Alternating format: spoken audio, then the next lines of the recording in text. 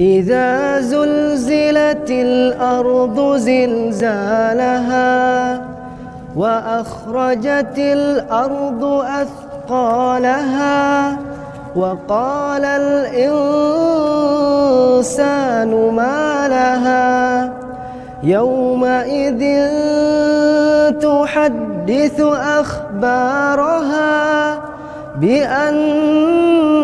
ربك أوحى لها يومئذ يصدر الناس أشتاتا ليروا أعمالهم فمن